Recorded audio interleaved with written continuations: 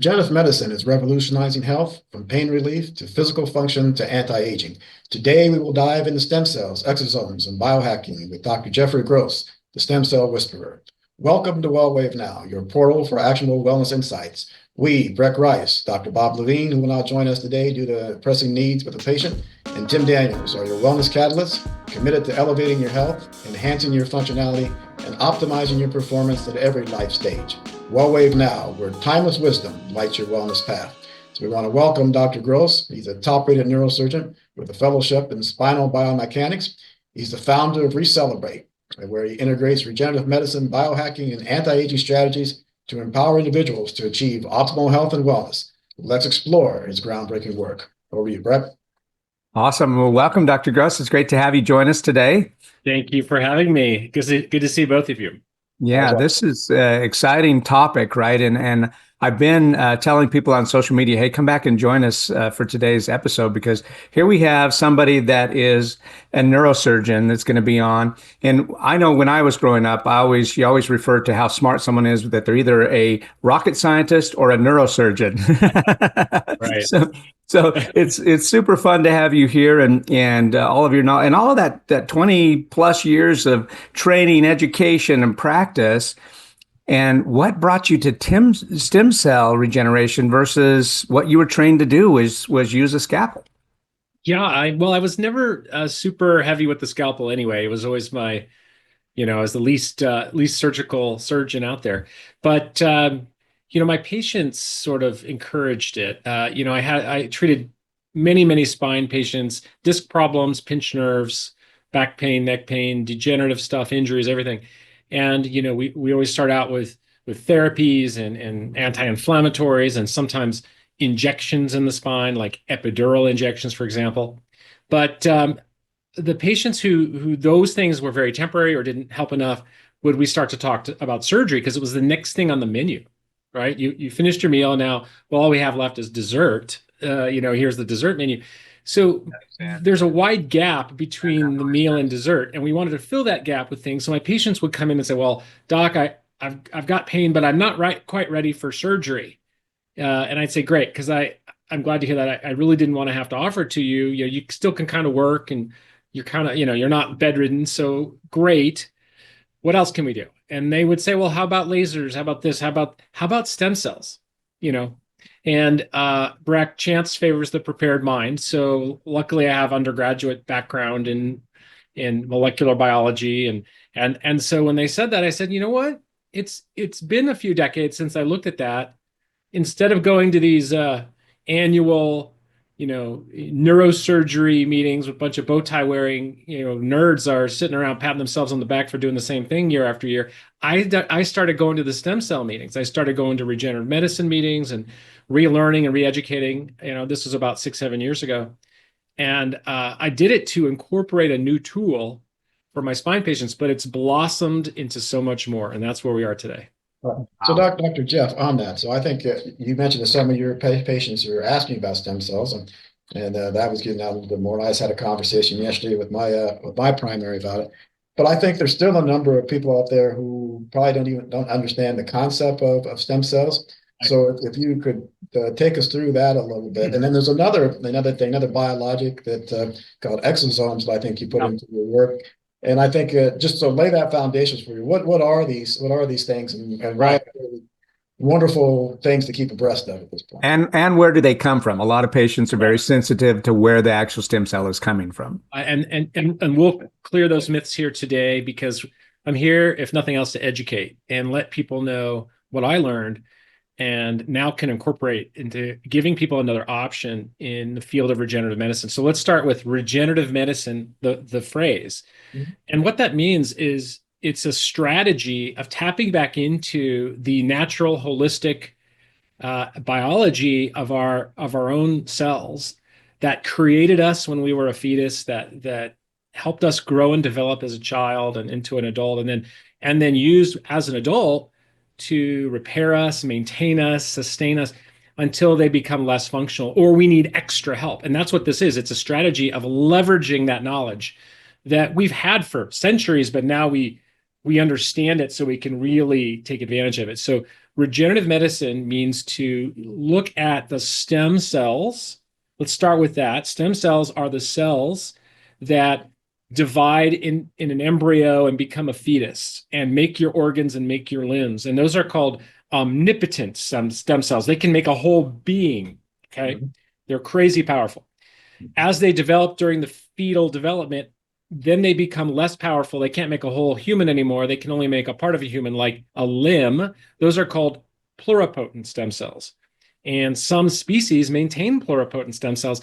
They can regenerate a tail, like a lizard or a starfish or an axolotl, if you've ever heard of that strange amphibious, organism. So, but when you're born, they become less and less powerful, and the stem cells in your body are called multipotent. So they can't form a human, they can't form a limb in their current state, but they can divide and replace cells in your organs. They can help repair and heal. They can help you grow and develop. And many of these lie dormant in the adult. Even people 100 years old have stem cells. Now, they may not be as useful and functional as they were when they were much younger, which is why an 80-year-old person could bump his arm and have a bruise for weeks, where a 3-year-old scrapes his knee on the sidewalk, and mom cleans up the wound, puts some Bactine and a Band-Aid on it, and then kisses it and sends him on his way, right? And 2 days later, the Band-Aid comes off in the bathtub and the scab is almost healed, right? Yeah. So I think you mentioned something, you brought up a concept there that I think is very, very key when you talked about the bruising of some, and I used career too. I ran a home care agency for the elderly, so I know how often and easily they get bruised. One of them medical in one state, personal care in a couple others. But you talked about part of the fact that the potency, the vibrancy of their stem cells has diminished, leads to that bruising taking longer to heal.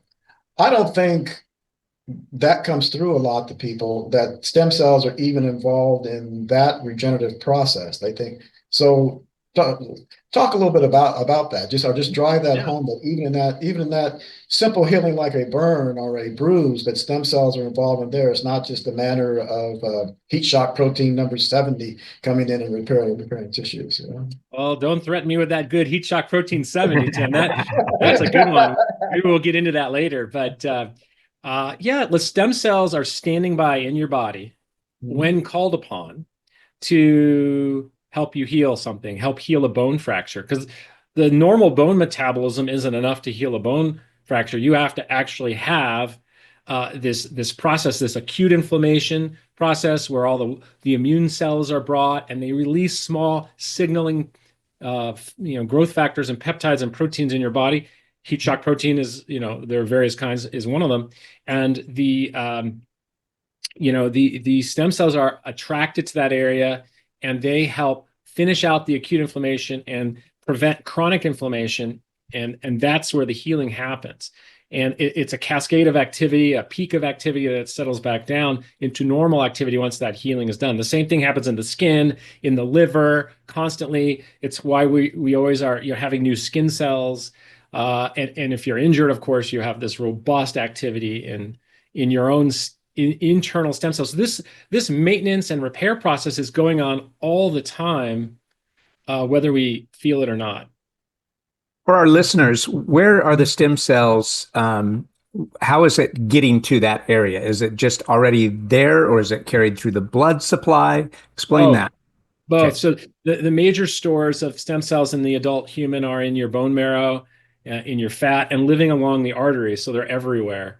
They're the apical areas near the small arteries near the capillaries. So they're everywhere.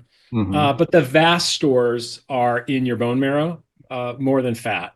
So this is why bone broth is so healthy. And we'll get to exosomes in a minute, Tim, because bone broth is a major way to get some exosomes in your diet.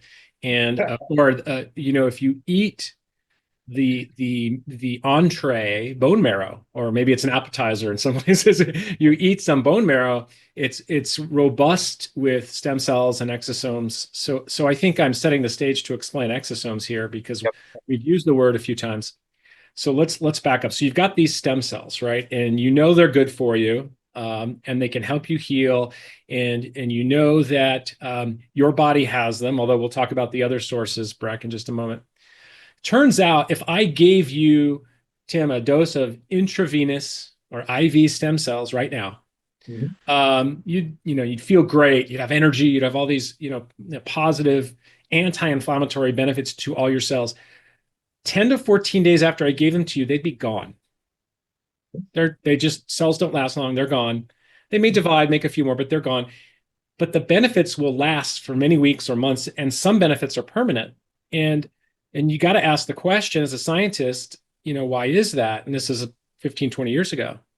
And it turns out that those stem cells are delivering communication signals from themselves to your cells. And your cells actually do the work of healing and repair. And some of those your cells are stem cells. Some of them are regular, just cells of the body. We call those somatic cells. Soma meaning body. Turns out that communication is through growth factors, peptides, proteins, and small bubble packets of information. One cell delivers a packet with a little bit of cell membrane by sort of bubbling, off bubbling. And in that packet is our communication, growth factors, peptides, heat shock protein 70, and some microRNAs that each stem cell can make thousands of these a day.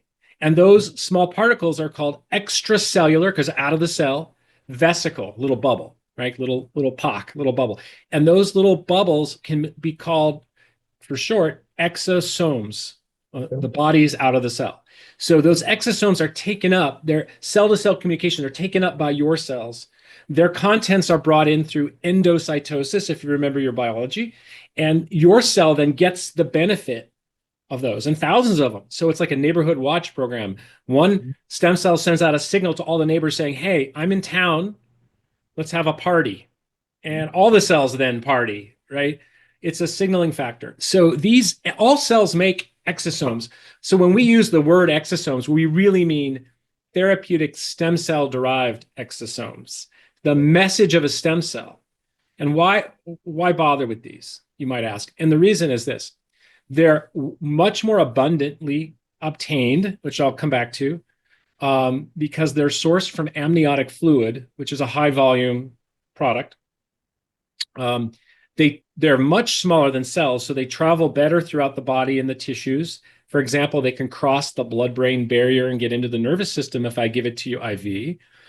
They're easier to store and handle than cells, because cells can they don't like to be frozen and thawed and what have you. But the exosomes are robust. They're like little cellular spores, if you will, and they get the job done because they are the result. Whereas the stem cell is more the delivery mechanism. So we're cutting out the middleman and going right to the business end of the stem cells. And where we can get those is you can get them from yourself, send them out to a lab, have them produced. Very expensive, multiple steps involved. Or you can get them off the shelf from ethically and morally sourced donors. These are mothers having C-sections that are planned. Congratulations, mom, it's a boy, and here's your baby. By the way, all this stuff in the womb you were going to throw away, amniotic fluid, umbilical cord, placenta. Can we have it? And that's how this goes. Instead of medical trash, we have medical treasure. These go to FDA certified and compliant labs here in the States, where they're tested and screened and incubated for 2 weeks before I can touch it. And I purchase these for off-the-shelf use. They're the youngest particles. They're the most robust. They have not been exposed to a lifetime of stress and inflammation and oxidants and electromagnetic fields and preservatives and red dye number 43 and all these things. So they're the best at that way, and it's all ethical. Yeah. Now, I'm gonna come back to you, Dr. Jeff. The Breck started to smile because you talk about the electromagnetic fields. Now, not all electromagnetic fields are bad. There's something that I love called pulsed electromagnetic field frequency. It's actually a low frequency one that has an FDA cleared products that are actually good for healing, and it can actually help when those stem cells and exosomes are delivered to actually work on that. Yeah.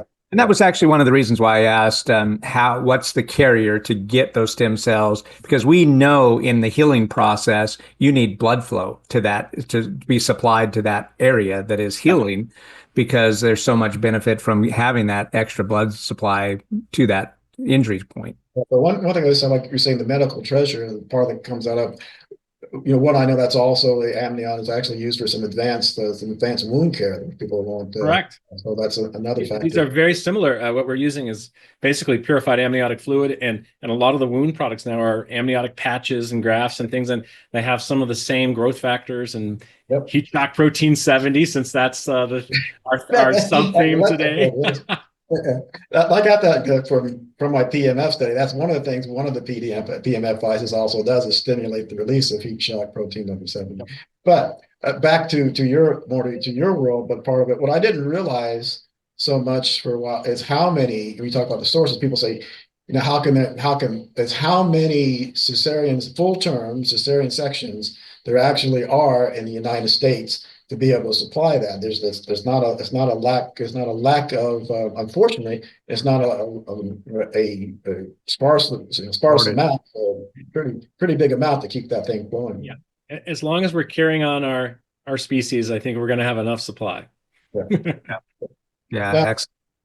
All right. So one thing is, I appreciate the foundation and the framing that you laid there on what they are and how they work a little bit. But now let's just give them some of that. Well, I'm an old. I don't remember if this was actually George Herbert Walker Bush George Bush number 1 or George Bush number 2, shock and awe. But I like the shock and awe. Give a little bit about why you're so excited and about these stem cells and what they can do for your patients and out there for anti-aging and regenerative medicine in general. So I got into this, right, to help people with spinal problems, and that expanded quickly into non-spinal joints. So the low-hanging fruit here is a musculoskeletal problem. So cartilage degeneration, aka osteoarthritis, aka this horrible phrase, degenerative joint disease, which is just a crappy, vague phrase that doctors use who don't want to explain what's going on, really. And then the end stage of this is sometimes called bone on bone, right? And these are patients who may be headed towards a joint replacement, because that's next on the menu if you're an orthopedic surgeon. Yep. So these are my patients I love to see, because we have early results and good results, generally speaking. And I have to be cautious here, as I'm not allowed to make any claims, because the FDA has not approved any claims that can be made regarding curing or treating these problems.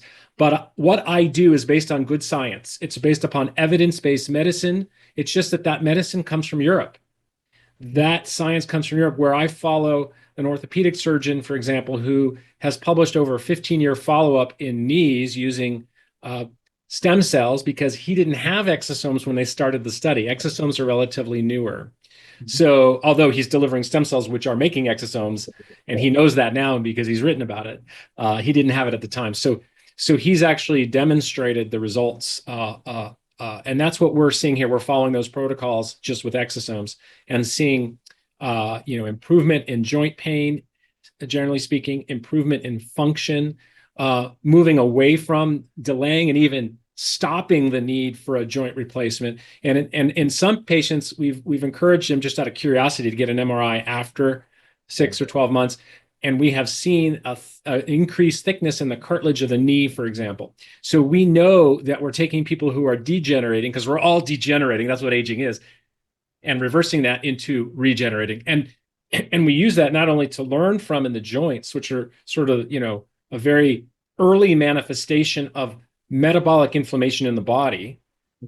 And we're seeing it other areas of medicine. So autoimmune problems have a lot of inflammation, diseases of aging, aka aging related to disease, aka inflammation or inflammaging. It's all go together.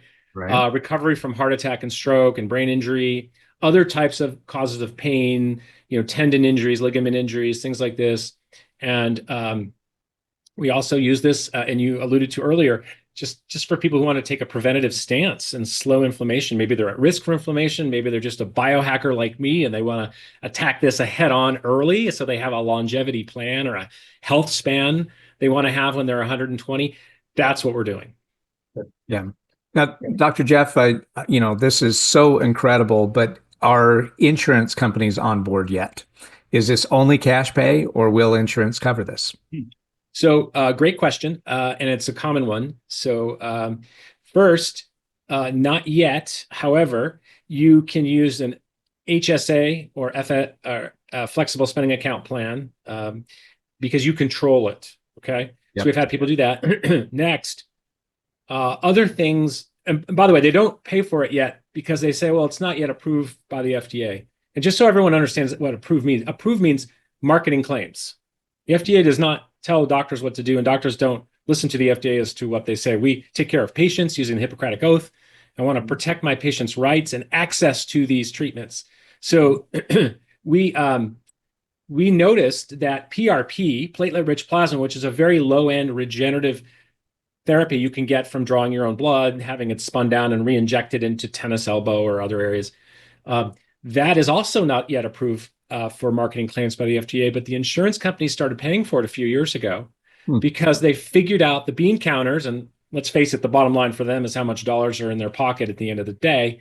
The bean counters there figured out that it's cheaper than surgery. So they started paying for that unapproved treatment. So I think it's a matter of time, and I think that time will shorten because of the changing political environment at Health and Human Services that's coming here in 6 days. I was going to make that point that if you do follow the money, right, and especially when you take it from the spine to the joint, right, and you say, okay, what's the cost to do a knee replacement? Well, why don't we try this modality first or this therapy first before going to a full knee replacement? Yeah, and I wanted to mention, you mentioned the cost here. It's cash pay, but the exosomes are so abundant and accessible, they're less than half the price of me purchasing stem cells to reutilize. So whereas you could easily go to Mexico or Panama and spend $25,000, $30,000 on a stem cell package, when I treat a knee, it's usually 2 doses minimum, one above, one below the cartilage. We're talking about, all in with the surgery center and the sedation, probably around 12,000. It's a lot cheaper than missed work, downtime, pain, recovery, physical therapy, medicines, narcotics, addiction, all the problems and risks associated with the surgery. And your deductible may be $7,000, so you're more than half of the way there. Yeah. So along those lines, I'm glad you brought up the PRP, and because I know a lot of physicians are using that, and part of it is because of the cost, right? Maybe feel like you extract from the fat or extract from the marrow, be able less. Right. What else? Where do you see the limitations of that? That approach of the self-donated, and a little bit more, because I think you could draw from your other discussion, but a little bit more on why you've chosen not to go that route with your clientele.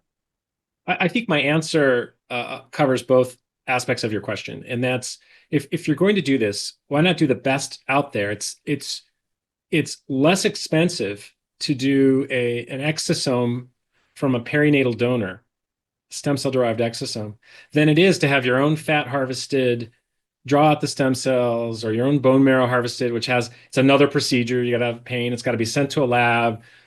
They've got to be divided in a petri dish and stuff. Now, I have patients we've done that for that have wanted it, and it's fine. And they get results. I'm not saying these are wrong procedures. I'm just saying the most efficient, quickest, easiest, and most active regenerative biologics are from the neonatal source or the perinatal source, not neonatal. And would your thought change any? I originally was trained back in career 1 to ask open-ended questions, but I can't completely ask an open-ended question on this one. So this is a semi-leading question.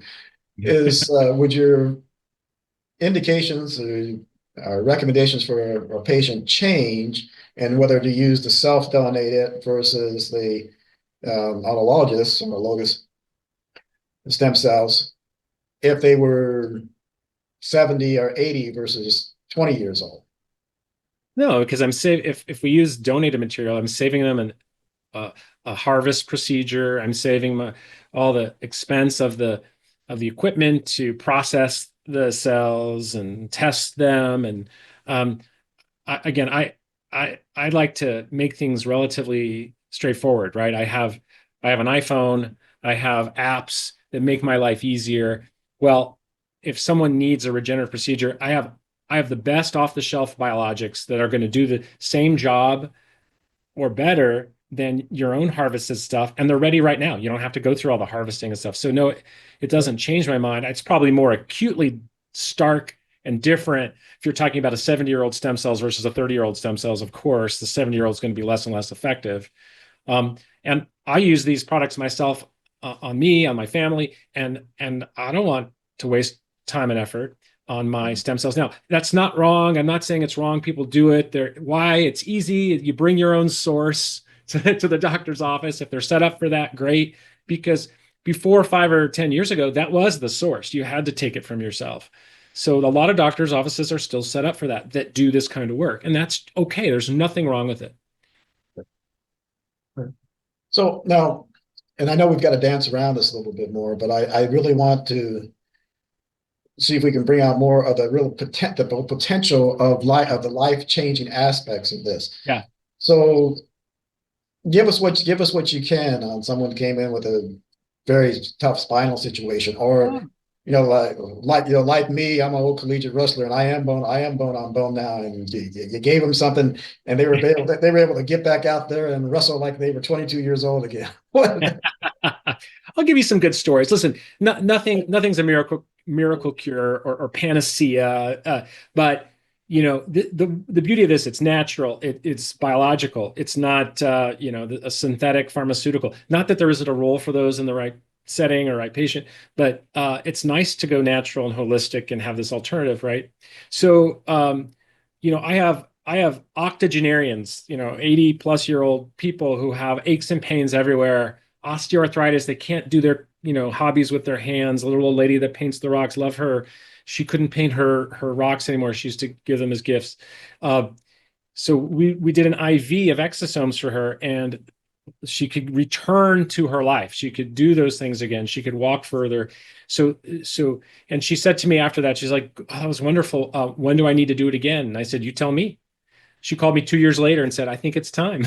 So I usually don't get a 2-year result, but she's a wonderful story. And she also, interestingly, had lifelong partial blindness in one eye. And she came back and said, "I can see more out of that eye." And I said, "I didn't expect that, but you never know." Yeah. So weird stuff, weird, good stuff.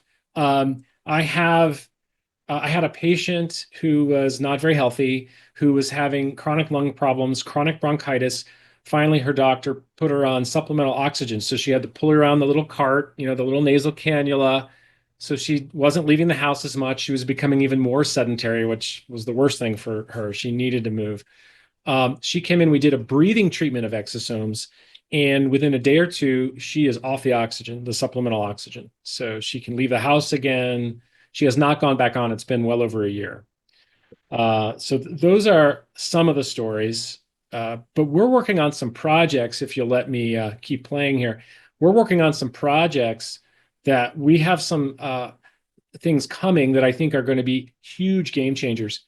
So, there's nothing more, satisfying to help, save someone from cancer. When you're a doctor and you remind yourself about the Hippocratic Oath and wanting to help people, man, if you could cure a deadly disease, that's where we're headed. So it turns out that in our immune system, there are these cells called NK, or natural killer cells. And those cells circulate through the body. They're a type of white blood cell.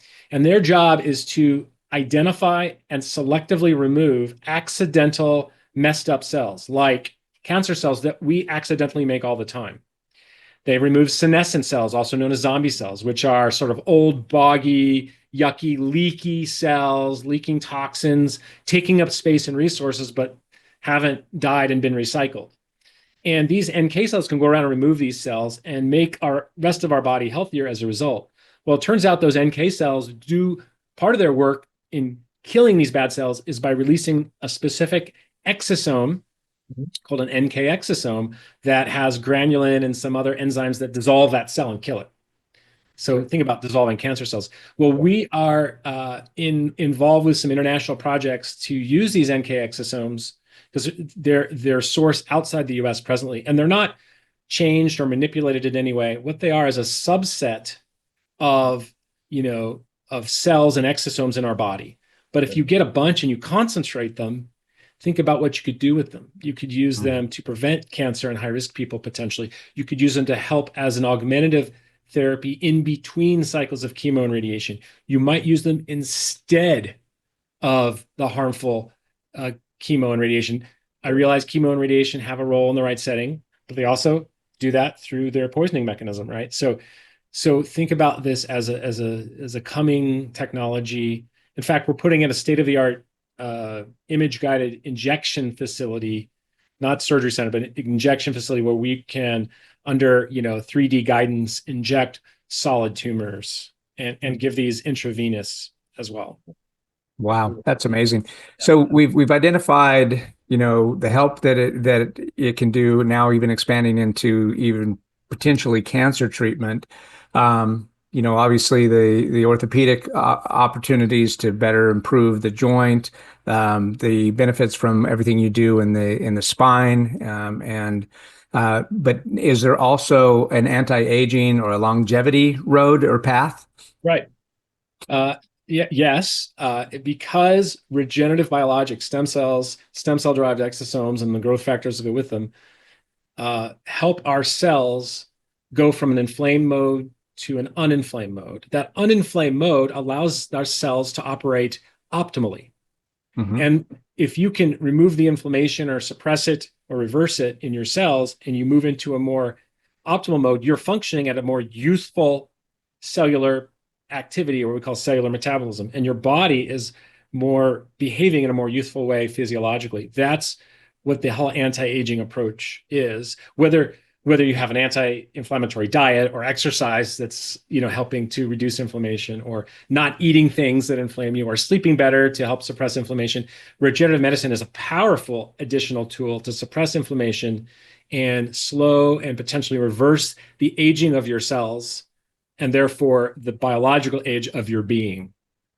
Yeah. So drive that home the lifestyle home a little bit more. And I kind of, I threw an off the cuff comment that I do. And sometimes I wake up and I remember, my high school days where I lost my state final 2-1. I said, boy, I'd like to have a shot at that again. And I feel like calling him up and saying, come, even though we both wrestled in college, come meet me. Then my knee stumbles a little bit and I say, well, we're not going to do that. But, what are the lifestyle things? So I come to you and you help me out with my knee and help regenerate a little bit. Do I have to be careful, or should I go out and can I go in now and ski the slope 50 days a year like Breck does? Because I go out and start running again. What for both your anti-aging aspects of anti-aging, to help the anti-aging and to be realistic about what's been accomplished in my joints or in my spine. What are the lifestyle changes you recommend or you talk about with your patients? Yeah, we like to do this before any procedures or treatments, because I want the body to get the most out of the regenerative treatment, especially if you're paying cash. You want your money's worth, right?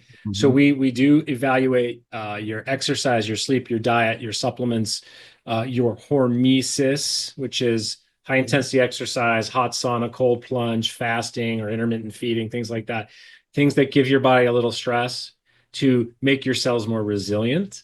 So we look at all those things, and we help you, make good choices. And these are called epigenetic lifestyle factors, all which can slow the aging process if applied properly, and can help you with longevity and health span and get more out of a regenerative procedure.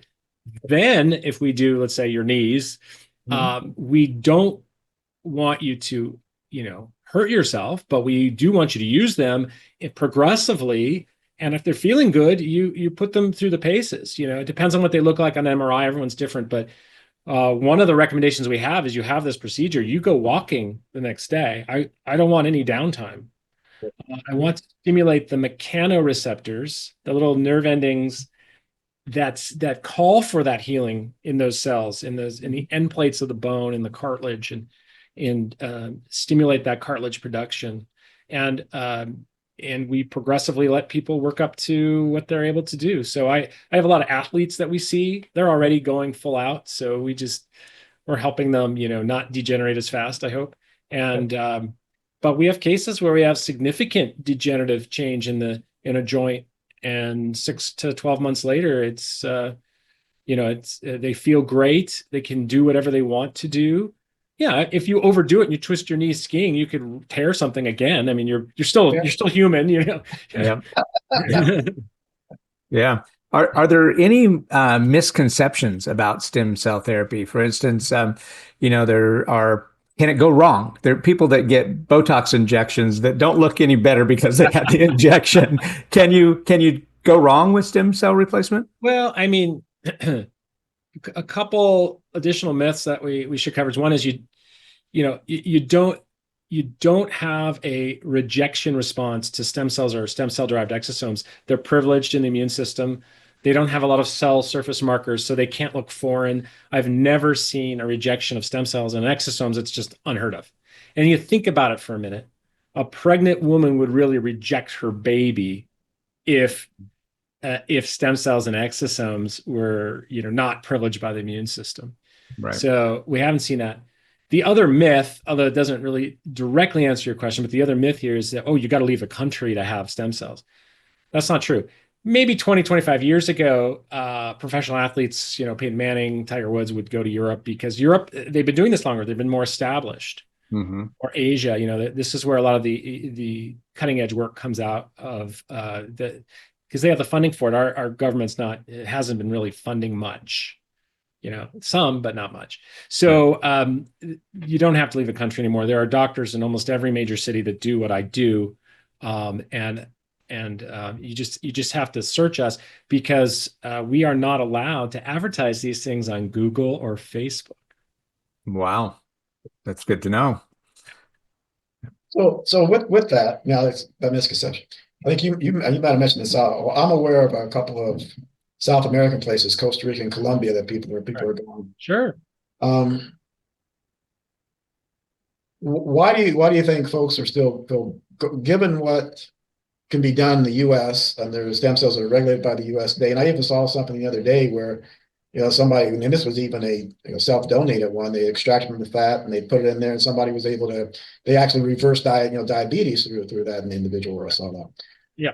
So, and do you think is it a cost thing that still drives people offshore? Is it a misconception of that?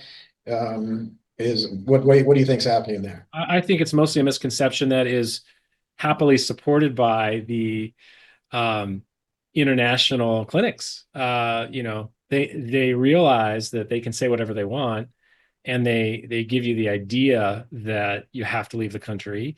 Also, I'm stepping out on a limb here, but big pharma and big, joint implant manufacturers want you to think it's illegal to have stem cells here and you got to leave the country, making it an obstacle. Yeah, they happily encourage that thought process. And our own FDA is very vague. Go to their websites. They're very vague about their regulation. They do say we regulate biologics. Okay, I honor that because they say so. But what's that regulation? They haven't yet approved for marketing claims. PRP, stem cells, exosomes. They haven't unapproved it or disapproved it. It's just in limbo. That doesn't mean you can't do it. They do not regulate what physicians do with patients. That's a sacred covenant called the doctor-patient relationship. Great, appreciate that. Good thinking. And now you've been so interested. You've shown so much here and been so enthralled with what you've talked about that, I forgot that we've got a little sponsor that we've got to have Breck talk about a little bit here. And that's why I asked Breck to do that for us. And I want to come back and give you a chance to add anything you'd like in here, and anything you like to have the message. How can people reach you? How do you like to engage? That type of thing. Anything you'd like to share. Go ahead. Thank you. Yeah, and before we get into the sponsorship, for fear of getting booted off of social media, it just seems to me like we just need to get more politicians investing in stem cell and While they still can't invest.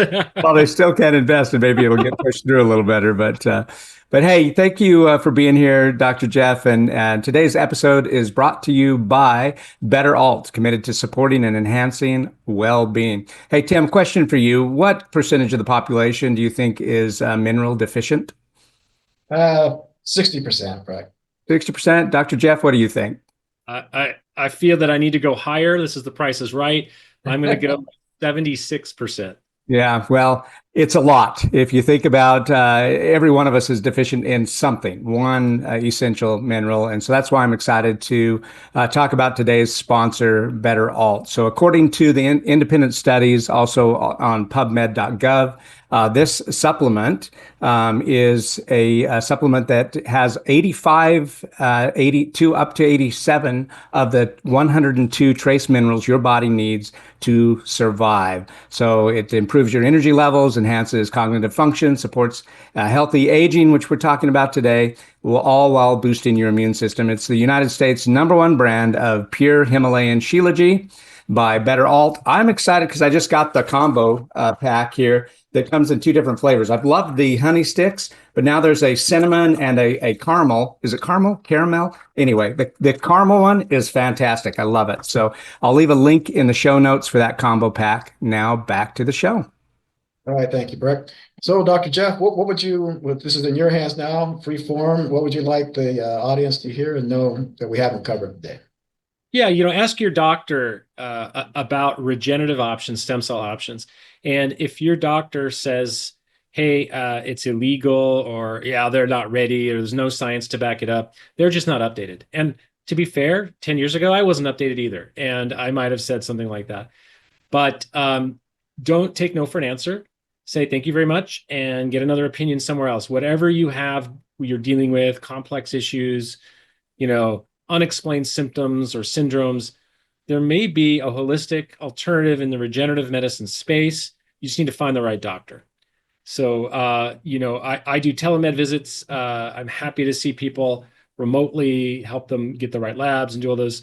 And you can find us at ReCELLebrate.com, ReCELLebrate, because you're celebrating the renewal of your cells. So we ReCELLebrate together. And if you go to ReCELLebrate.com/podcast, you can sign up. We're going to start doing a newsletter. So you won't get a lot of stuff. You're not going to get an email a day. I'm too busy to write them. So, but we'll probably start doing maybe a every other month newsletter with things that we're working on in the stem cell space, and keep getting options and opinions until you think you've heard them all, and they include regenerative medicine. Well, Dr. Jeff, what do we have to look forward to in regenerative medicine and biohacking in the next decade? What's on the horizon for us?